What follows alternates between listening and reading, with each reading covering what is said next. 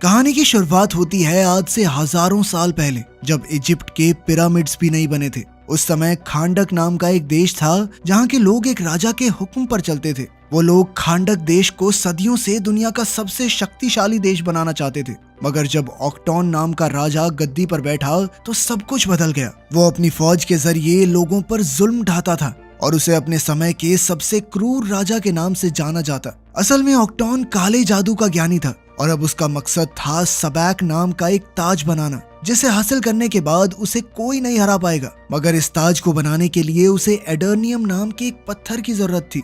ये जादुई शक्तियों वाला एक अनोखा पत्थर था जो सिर्फ खांडक देश में पाया जाता था। अब उसने अपनी ही प्रजा के लोगों को जबरदस्ती एडर्नियम की खुदाई के काम पर लगा दिया। जब भी किसी गुलाम को पत्थर का कोई हिस्सा मिलता तो वो तुरंत दौड़कर उसे वॉचमैन के हवाले कर देता और बदले में अपना इनाम पा लेता। मगर कभी कभी रास्ते में ही बाकी गुलाम पत्थर छीनने के लिए उस गुलाम पर टूट पड़ते। अब हम जाओ नाम के गुलाम को देखते हैं जिसका पत्थर सभी छीनने की कोशिश कर रहे थे। तभी हारू नाम का लड़का उसे बचाने आया और उसे सही सलामत एक फौजी के पास लेकर गया। मगर जब जाओ ने इसके बदले में इनाम मांगा तो अचानक उस फौजी ने जाओ के पेट में चाकू घोंपकर उसे पहाड़ी से नीचे फेंक दिया। इतना खतरनाक मंजर देखकर हारू की रूह कांप गई और उसके पिता उसे वहां से खींचकर दूर ले गए। हारू हमेशा से अपने लोगों को इस गुलामी की जिंदगी से आजादी दिलाना चाहता था, पर उसके पिता टेथ एडम ने उसे हीरो ना बनने की सलाह दी, क्योंकि उसकी तरह बगावत करने वाले सभी लोग कब्रिस्तानों में दफन पड़े थे।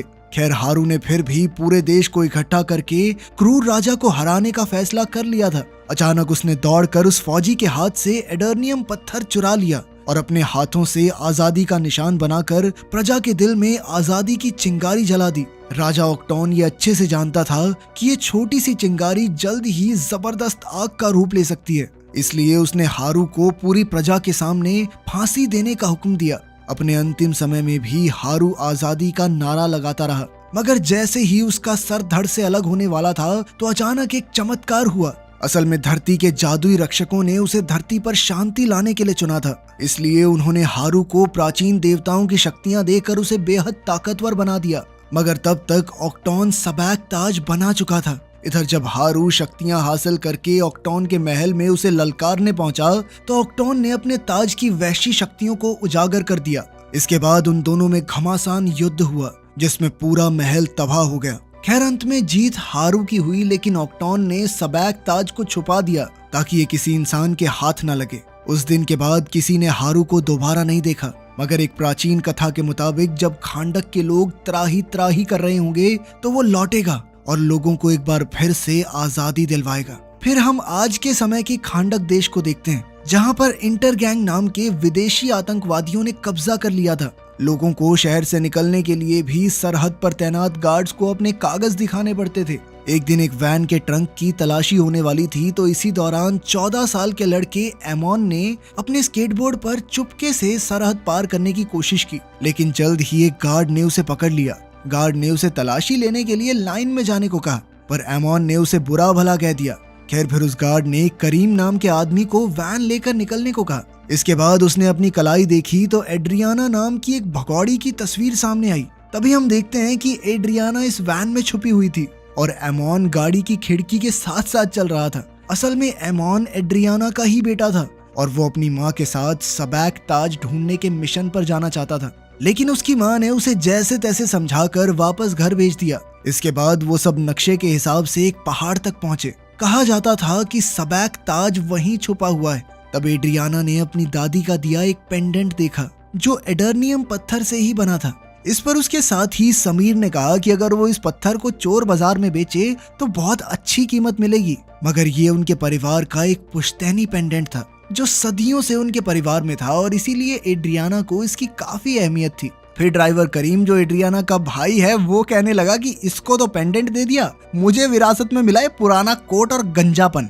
खैर, पहाड़ पर पहुंचने के बाद तीनों ने ताज की खोज शुरू कर दी और इधर करीम रखवाली के लिए गाड़ी में ही रुक गया। जैसे ही वो सब पहाड़ में घुसे तो अचानक इस्माइल गायब हो गया और समीर उसे ढूंढने निकल पड़ा। वहीं बाहर करीम अपनी गाड़ी में बैठा गाने सुन रहा था कि अचानक उसने अपने सामने समीर को पहाड़ से नीचे गिरते देखा। करीम तुरंत उसकी मदद के लिए दौड़ा, मगर अचानक कई फौजियों ने उसे चारों ओर से घेर लिया। वहीं पहाड़ के अंदर इस्माइल अचानक एड्रियाना के सामने आ गया तो वो काफी डर गई। एड्रियाना ने उससे पूछा कि समीर कहाँ है, तो इस्माइल ने जवाब दिया कि समीर तो थोड़ी ठंडी हवा खाने गया। खैर जल्द ही वो दोनों टेथ एडम की मजार तक पहुंचे। उससे थोड़ी ही दूर सबैक ताज मौजूद था और एड्रियाना ने दो बड़ी बड़ी चट्टानों के बीच कूदकर उस ताज को हासिल कर लिया। लेकिन उसी समय करीम को पकड़ने वाले फौजी अंदर आ गए और उन्होंने इस्माइल को गिरफ्तार कर लिया। तब इस्माइल ने चिल्लाकर एड्रियाना को भाग जाने को कहा, पर फौजियों के लीडर ने करीम के सर पर बंदूक तान दी। अब अपने भाई की जान बचाने के लिए एड्रियाना ने खुद को उनके हवाले करने का फैसला किया।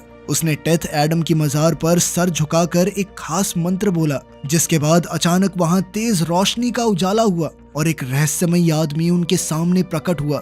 उसने एक फौजी को उठाकर उसे अपनी शक्ति से बिजली के झटके देकर मार डाला। उसी समय बाकी फौजियों ने उस पर गोलियों से हमला कर दिया और एड्रियाना इसी मौके का फायदा उठाकर करीम के साथ भाग निकली। उधर फौजी अपनी बंदूकों से उस रहस्यमय योद्धा का कुछ नहीं बिगाड़ पाए। फिर इस योद्धा ने अपनी हाइपर स्पीड शक्ति से इन फौजियों के छक्के छुड़ा दिए। इसी दौरान एड्रियाना ताज लेकर जा रही थी तो उसके सर पर बहुत बड़ा पत्थर गिरने वाला था कि ऐन वक्त पर इस योद्धा ने उसकी जान बचा ली। इस योद्धा का नाम था ब्लैक एडम, जो हजारों साल से इस पहाड़ में कैद था। अब इतने अरसे के बाद जब इस पहाड़ से वो बाहर निकला तो नए दुश्मनों से उसका सामना हुआ। वो हेलीकॉप्टर से उस पर हमला करने आए, मगर ब्लैक एडम ने कभी सोचा भी नहीं था कि इंसान तरक्की करके इतने आगे पहुंच जाएंगे। वहीं दूसरी ओर एड्रियाना और करीम वापस वैन में पहुंचे और फटाफट वहां से निकल पड़े।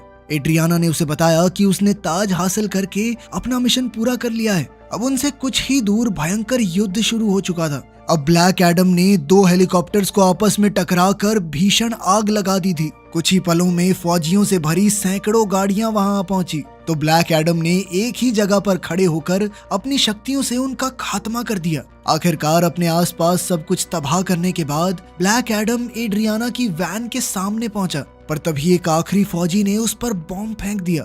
मगर इतना जबरदस्त बम धमाका भी ब्लैक एडम का कुछ नहीं बिगाड़ पाया। आखिरकार ब्लैक एडम ने उस आखिरी फौजी को भी मार गिराया और थोड़ी जख्मी हालत में वहां से चला गया। तब करीम ने चैन की सांस ली, क्योंकि उसे लगा कि चलो गया पहलवान। मगर उसी पल अचानक ब्लैक एडम अपने जख्मों के कारण वापस धरती पर आ गिरा। उधर इस्माइल अब भी पहाड़ में ही था और तब उसे अपने आतंकवादी ग्रुप के मेंबर का फोन आया। असल में इस्माइल अंडरकवर एजेंट बनकर एड्रियाना के जरिए ताज हासिल करने आया था, मगर इस बार उसका मिशन नाकामयाब रहा। अब उसे एड्रियाना का पीछा करके उससे वो ताज छीनना होगा। वहीं दूसरी ओर जब हॉकमैन नाम के आदमी को ब्लैक एडम के फिर से जिंदा होने की खबर मिली तो उसने अपनी सुपर हीरोज की टीम को तुरंत काम पर लगने का हुक्म दिया। इस टीम में साइक्लोन नाम की लड़की थी जिसके पास हवा को काबू करने की ताकत थी। दूसरा था एडम स्मैशर नाम का लड़का जिसके पास अपने शरीर का आकार बदलने की शक्ति थी। इसके अलावा टीम का सबसे ताकतवर आदमी था डॉक्टर फेट। खैर अब वो तीनों हॉकमैन के बुलावे पर यूएसए में उसके बंगलों में पहुंचे। जल्द ही उन्हें पता चला कि वो एक इंटरनेशनल मिशन के लिए जाने वाले हैं। हॉकमैन चाहता था कि वो सब खांडक जाकर ब्लैक एडम नाम के एक सुपर ह्यूमन को पकड़कर उसके सामने लाएं।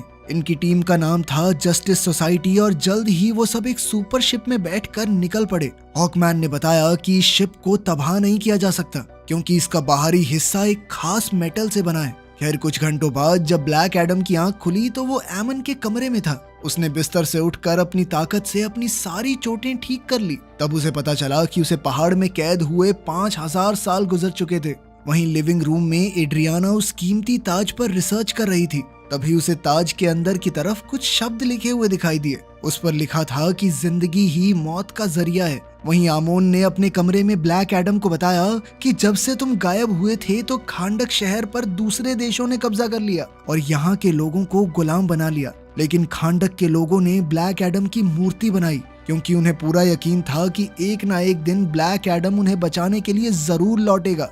मगर ये सब सुनकर ब्लैक एडम ने कहा कि मैं कोई हीरो नहीं हूँ और अचानक दीवार तोड़ते हुए वहां से निकल गया। अब ब्लैक एडम एक नई दुनिया की खोज में निकल पड़ा तो पीछे से आमोन ने अपने कमरे में मौजूद खुफिया रास्ते से उसका पीछा किया ताकि उसकी माँ को पता न चले। वहीं दूसरी ओर जस्टिस सोसाइटी की शिप खांडक में पहुंचने ही वाली थी तो डॉक्टर फेट ने पूरी टीम को प्लान समझाया। उन्होंने कहा कि अगर उन्हें ब्लैक एडम को पकड़ना है तो उसके मुंह से शज़ैम बुलवाना होगा ऐसा करते ही ब्लैक एडम की सारी शक्तियां खत्म हो जाएंगी और उसे पकड़ने में कोई परेशानी नहीं होगी। उधर एमोन ने भागते हुए एक फौजी का रेडियो चुरा लिया और बाकी फौजियों को ये मैसेज भेजा कि खांडक का चैंपियन वापस लौट आया है। तभी फौजियों ने उसका पीछा किया, पर वो अपने स्केटबोर्ड पर भाग निकला और उसने अपने हाथों से एक ट्रायंगल बनाकर ब्लैक एडम को सिग्नल भेजने की कोशिश की। लेकिन कुछ ही पलों में फौजियों ने एमोन को गिरफ्तार कर लिया और उसकी माँ उसे बचाने आई। एड्रियाना ने जैसे तैसे गार्ड्स को समझाकर एमोन को छुड़ा लिया, पर जल्द ही फौजियों को पता चल गया कि वो भी एक वांटेड क्रिमिनल है, तो उसने तुरंत भागने की कोशिश की और तभी ब्लैक एडम उन्हें फौजियों से बचाने आ पहुंचा। अचानक एक गार्ड ने उसके सर पर लोहे के सरिये से वार किया तो ब्लैक एडम ने उसे उठाकर हवा में बहुत दूर फेंक दिया।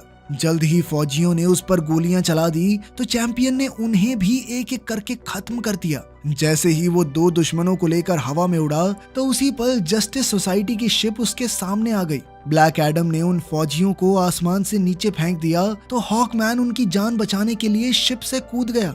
बीच हवा में उसने अपना हॉकमैन सूट एक्टिवेट किया और दोनों फौजियों को लेकर सही सलामत जमीन पर लैंड हो गया। मगर इतनी बहादुरी दिखाने का कोई फायदा नहीं हुआ, क्योंकि जल्द ही ब्लैक एडम ने उन फौजियों पर बिजली गिराकर उन्हें खत्म कर दिया। खैर कुछ ही पलों में डॉक्टर फेट वहां आया और उसने ब्लैक एडम को खुद को उनके हवाले करने को कहा, पर ब्लैक एडम ने कहा कि मरने से पहले वो एक गुलाम हुआ करता था और अब उसने एक भगवान के रूप में जन्म लिया है और अब वो किसी के सामने झुकेगा नहीं साला।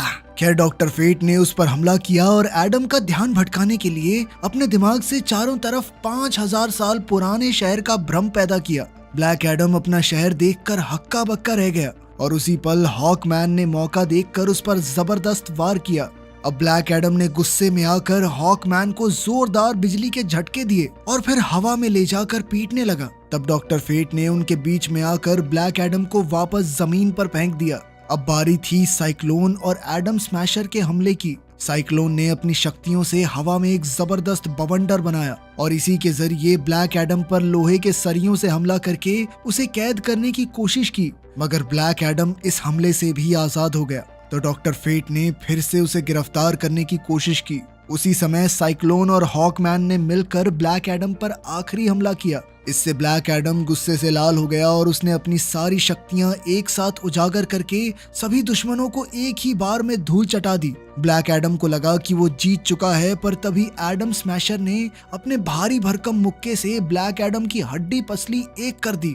पर जैसे ही ब्लैक एडम उठ खड़ा हुआ तो उसने एक ही मुक्के में एडम स्मैशर को बेहोश कर दिया। इसके बाद वहां के लोगों ने खुशी में ब्लैक एडम की जीत के नारे लगाए और ब्लैक एडम वहां से चला गया।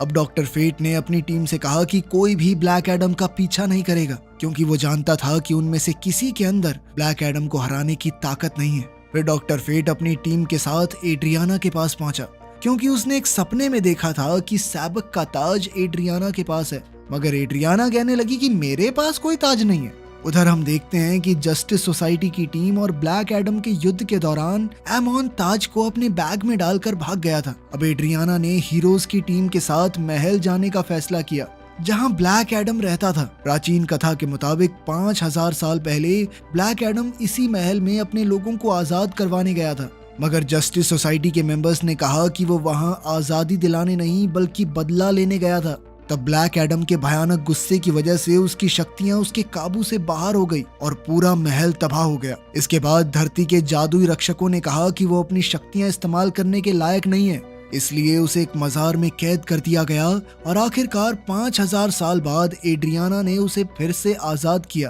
खैर अब एड्रियाना हीरोज की टीम के साथ ब्लैक एडम के सामने पहुंची तो ब्लैक एडम ने उनकी बात सुनने का फैसला किया। वहीं दूसरी ओर जब एमोन घर पहुंचा तो उसने देखा कि इस्माइल तो जिंदा था, तो उसे काफी हैरानी हुई। अचानक इस्माइल ने उस पर बंदूक तान दी और तब ये खुलासा होता है कि इस्माइल एक गद्दार था जो यहाँ ताज चुराने आया था। उसने आमोन और करीम को जान की धमकी देकर अपना बैग उसके हवाले करने को कहा, मगर करीम इतना ताकतवर ताज इस्माइल जैसे खतरनाक आदमी के हाथ लगने नहीं दे सकता था। इसलिए करीम ने इस्माइल पर हमला बोल दिया और आमोन को ताज के साथ भाग जाने को कहा। इसी चक्कर में करीम के पेट में गोली लग गई, पर तब तक आमोन अपने कमरे के खुफिया रास्ते से भाग गया। वहीं ब्लैक एडम और जस्टिस सोसाइटी की मीटिंग के दौरान आमोन ने एड्रियाना को फोन किया और उसे सारी घटना की खबर दी। आमोन ने कहा कि इंटर गैंग हाथ धोकर उसके पीछे पड़ी है और अभी वो एक बिल्डिंग में छुपा हुआ है। तब एड्रियाना ने ब्लैक एडम से अपने बेटे को बचाने की गुजारिश की। ब्लैक एडम तुरंत उसे बचाने निकल पड़ा और वहां जाकर उसने देखा कि आतंकवादियों ने आमोन को गिरफ्तार कर लिया था। तब ब्लैक एडम ने उन्हें आमोन को रिहा करने को कहा तो आतंकवादी ने उसे हवा से ही नीचे फेंक दिया, पर ऐन वक्त पर ब्लैक एडम ने उसे बचा लिया। अब वो बाकी गुनहगारों को मारने के लिए निकला, पर इसी दौरान इस्माइल आमोन के सर पर बंदूक रखकर उसे अपने साथ ले गया। इस्माइल ने उसका बैग खोलकर पूछा कि ताज कहाँ है, पर आमोन अपना मुंह खोलने को राजी नहीं था। तब इस्माइल ने उसे बंदी बना लिया और जब ब्लैक एडम को इसका पता चला तो वो गुस्से से आग बबूला हो गया। इस्माइल ने आमोन को एक उड़ने वाली मोटरसाइकिल के ट्रंक में छुपा रखा था। वहां से आमोन ने अपनी मां को फोन करके बताया कि इस्माइल ने उसे कैद कर लिया है। ये सुनकर जस्टिस सोसाइटी भी आमोन को बचाने के मिशन पर निकल पड़ी।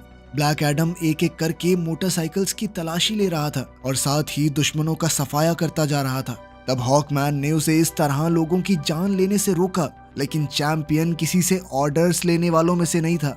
आखिरकार ब्लैक एडम ने आखिरी मोटरसाइकिल की तलाशी ले ली और कहा कि आमोन इसमें भी नहीं है। असल में इस्माइल ने तो मोटरसाइकिल्स पर अपने आदमियों को ब्लैक एडम का ध्यान भटकाने के लिए भेजा था, जबकि वो खुद आमोन को लेकर एक ट्रक में फरार हो गया था। खैर उधर डॉक्टर फेट एड्रियाना के घर पहुंचा क्योंकि वो जानता था कि ताज यहीं छुपा हुआ है। वहां जाकर उसने देखा कि करीम गोली से जख्मी होकर जमीन पर पड़ा था। करीम की हालत बेहद नाजुक थी और उसे लग रहा था कि उसका आखिरी समय आ गया है। पर तब डॉक्टर फेट ने उसे शांत होने को कहा। असल में वो भविष्य देख सकता था और उसने कहा कि करीम की मौत आज नहीं होगी, वो बिजली के झटके से मारा जाएगा। ये सुनकर करीम ने चैन की सांस ली, लेकिन अब उसे शायद इलेक्ट्रिशियन का काम छोड़ना होगा। फिर करीम का शिप में इलाज शुरू हुआ और इधर एड्रियाना अपने घर में डॉक्टर फेट को देखकर हैरान हो गई। फेट ने उसे विश्वास दिलाया कि वो और उसकी टीम आमोन को ढूंढ निकालेंगे। कुछ ही पलों में ब्लैक एडम और हॉकमैन भी वहां आ गए और वो अपने साथ इंटर गैंग के 2 गुंडों को लाए थे ताकि डॉक्टर फेट उनका दिमाग पढ़ सके। लेकिन तभी ब्लैक एडम उन्हें उड़ाकर आसमान में हजारों फीट ऊपर ले गया और उन्हें नीचे फेंकने की धमकी देकर उनसे सवाल पूछे। और अपने सवालों के जवाब पाने के बाद भी ब्लैक एडम ने उन्हें नीचे फेंक दिया। बेचारे हॉकमैन ने जैसे तैसे उन्हें गिरने से बचाया। अब भी ब्लैक एडम का मन उन्हें जीने देने का नहीं था। वो गुस्से में उनका खात्मा करने आया, पर हॉकमैन ने उस पर हमला कर दिया। इतनी जबरदस्त लड़ाई में पूरा घर तबाह हो गया और अचानक हॉकमैन को मुक्का मारने के चक्कर में सबाक ताज ब्लैक एडम के हाथ में आ गया। आखिरकार ताज को पाकर उन सब ने एक साथ मिलकर काम करने का फैसला किया ताकि वो इस ताज की शक्तियों की मदद से आमोन को बचा सकें। फिर वो अपने मिशन पर निकल पड़े, पर तभी डॉक्टर फेट को भविष्य की झलक दिखाई दी कि आने वाले युद्ध में हॉकमैन की मौत हो जाएगी। अब फेट ने इसका खुलासा करते हुए कहा कि जल्द ही उन्हें एक दूसरे को अलविदा कहना होगा। खैर कुछ ही समय में वो अल हदीदिया पहाड़ों तक पहुंच गए और उन्होंने ऐसा प्लान बनाया जिसके जरिए वो अपने सभी टीम मेंबर्स की जान बचा सकें। फिर ब्लैक एडम ने समय आते ही वहां जबरदस्त हमला बोल दिया जिसमें सैकड़ों की तादाद में सिपाही मारे गए। फिर उसका सामना इस्माइल से हुआ, पर वो उस पर हमला नहीं कर सकता था क्योंकि इस्माइल एडर्नियम से बने एक सुरक्षा कवच के अंदर था। जल्द ही बाकी टीम भी वहां आ पहुंची और जब एड्रियाना ने अपने बेटे के सर पर बंदूक देखी तो उसने ताज इस्माइल के हवाले करके उसकी जान बचाने का फैसला किया। आखिरकार सबैक ताज को हासिल करके इस्माइल ने खुलासा किया कि वो राजा ऑक्टोन का आखिरी वंशज है। अब इस ताज को पाकर वो खांडक का अगला राजा बनने को तैयार था। फिर उसने सबैक ताज पर लिखा मंत्र पढ़कर अपना सुरक्षा कवच बंद किया और आमोन पर गोली चला दी। मगर ऐन वक्त पर ब्लैक एडम ने अपनी सुपर स्पीड शक्तियों की मदद से आमोन को गोली लगने से पहले ही बचा लिया। इस दौरान ब्लैक एडम को इतना गुस्सा आ चुका था कि उसकी शक्तियां एक बार फिर बेकाबू हो गई और पूरा पहाड़ तबाह हो गया।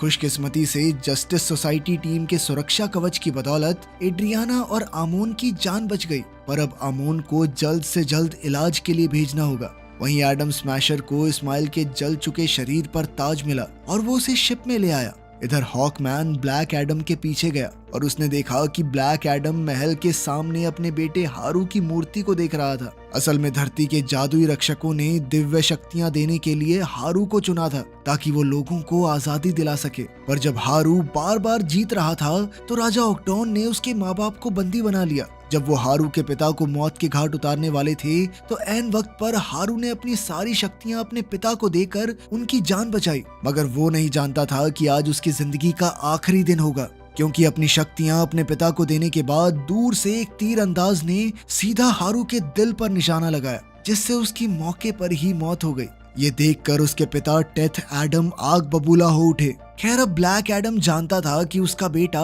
उसके बार बार बेकाबू होने पर खुश तो नहीं होगा, तो ब्लैक एडम ने अपनी सारी शक्तियां छोड़ने का फैसला किया। इसका जिम्मा उसने हॉकमैन को सौंपा और उससे वादा लिया कि शक्तियां छोड़ने के बाद वो कभी शज़ैम शब्द ना बोल सके। इसकी वजह ये थी कि बिना शज़ैम कहे ब्लैक एडम दोबारा कभी अपनी शक्तियां हासिल नहीं कर पाएगा। अब हॉकमैन उसे पानी के नीचे मौजूद एक लैब में ले गया और एमिलिया हारकोट नाम की एक साइंटिस्ट और उसकी टीम के हवाले कर दिया। एमिलिया ने हॉकमैन से वादा किया कि आज के बाद ब्लैक एडम के मुंह से एक भी शब्द नहीं निकलेगा। असल में वहां उसने कई और खूंखार लोगों को अपनी कैद में रखा हुआ था। लेकिन तभी हम देखते हैं कि शिप के मॉर्ग में इस्माइल की लाश में कुछ अजीबोगरीब हलचल हो रही थी। वहीं डॉक्टर फेट को बार बार एक ही झलक दिखाई दे रही थी। उसे समझ नहीं आ रहा था कि आखिर ये क्यों हो रहा है, जबकि उनका मिशन तो पूरा हो चुका है। डॉक्टर फेट को डर था कि अगर हॉकमैन की मौत हो गई तो जस्टिस सोसाइटी जल्द ही खत्म हो जाएगी। उधर इस्माइल को मारने के बाद एड्रियाना को ये यकीन नहीं हो रहा था कि उन्होंने इतनी आसानी से इस्माइल को कैसे हरा दिया। तभी उसे ताज पर लिखा मंत्र याद आया, जिसका मतलब था जिंदगी ही मौत का जरिया है। लेकिन मरने से पहले इस्माइल ने उल्टा मंत्र पढ़ा था, यानी उसने कहा था कि मौत ही जिंदगी का जरिया है। अब एड्रियाना ने तुरंत ताज को उल्टा किया तो उसे एहसास हुआ कि ताज को उल्टा करके उल्टा मंत्र पढ़ने से वो भी सच हो जाएगा। इसलिए इस्माइल ने मरने से पहले ये मंत्र पढ़ा था। तब जाकर एड्रियाना को समझ आया कि इस्माइल का तो प्लान ही ये था कि ब्लैक एडम उसे मार दे। इस तरह वो मरने के बाद फिर से जिंदा हो जाएगा और खांडक की गद्दी पर कब्जा कर लेगा। जैसे ही एड्रियाना ने ये गुत्थी सुलझाई तो ताज अचानक गायब हो गया और समुद्र की गहराइयों से सबैक जाग उठा। उसी समय हॉकमैन ने उस पर मिसाइल से हमला बोल दिया, पर सबैक ने उनकी शिप ही तबाह कर दी। आखिरकार जस्टिस सोसाइटी ने मिलकर सबैक को गद्दी पर बैठने से रोकने का फैसला किया, क्योंकि अगर ऐसा हुआ तो फिर उसे कोई नहीं हरा पाएगा। अब हॉकमैन ने अपने साथियों की मदद से सबाक को जख्मी कर दिया, पर जब सबाक ने उस पर हमला किया तो वो बेहोश होकर गिर पड़ा। तब डॉक्टर फेट को एहसास हुआ कि उसकी भविष्यवाणी सच होने वाली है, तो उसने महल के चारों तरफ एक सुरक्षा कवच बनाकर अपनी टीम को अंदर जाने से मना कर दिया। डॉक्टर फेट अपने जिगरी दोस्त हॉकमैन की जान बचाने के लिए अपनी जान की बाजी लगाने को तैयार था। आज पहली बार ऐसा मौका आया था जब वो ये नहीं बता पा रहा था कि भविष्य में क्या होने वाला है। इधर हॉकमैन अपने दोस्त को यूं ही जाने नहीं दे सकता था, इसलिए उसने सुरक्षा कवच तोड़ने की कोशिश की, पर वो नाकामयाब रहा। वहीं डॉक्टर फेट अपनी टीम को बाहर छोड़कर सबाक को रोकने पहुंचा। उसे उम्मीद थी कि ब्लैक एडम सबाक को हराने में उसकी मदद करने आएगा। इस लड़ाई के दौरान डॉक्टर फेट ने ब्लैक एडम को सिग्नल भेजा कि सिर्फ वही सबाक को हरा सकता है। अब फेट ने अपनी शक्तियों से ब्लैक एडम को बेड़ियों से आजाद कर दिया, तो वहां के गार्ड्स ब्लैक एडम को रोकने के लिए दौड़े, लेकिन अपनी शक्तियां खोने के बावजूद भी ब्लैक एडम गार्ड्स को हराकर समुद्र में कूद गया। उसी पल सबाक ने डॉक्टर फेट पर आखिरी वार किया, जिसके बाद महल का सुरक्षा कवच टूट गया। हॉकमैन को एहसास हुआ कि उसका दोस्त अपनी आखिरी सांसें गिन रहा है, तो वो तुरंत उसकी जान बचाने दौड़ा। लेकिन जब वो फेट के पास पहुंचा तो फेट मर चुका था। आखिरकार सबाक सिंहासन पर जा बैठा और एक जबरदस्त आग भड़क उठी, जिसके बाद वो खांडक का राजा बन गया। ऐसा करते ही पाताल से उसकी शैतानी फौज बाहर आई और आम लोगों पर हमला करने लगी। एड्रियाना उनका सामना करने को तैयार थी, पर तभी उसका भाई वैन में वहां आ गया। करीम को इन ज़ॉम्बीज़ का कोई डर नहीं था, क्योंकि डॉक्टर फेट ने कहा था कि वो बिजली के झटके से मरेगा। इधर एड्रियाना के कहने पर आमोन ने ज़ॉम्बीज़ से लड़ने के लिए आम लोगों की मदद मांगी।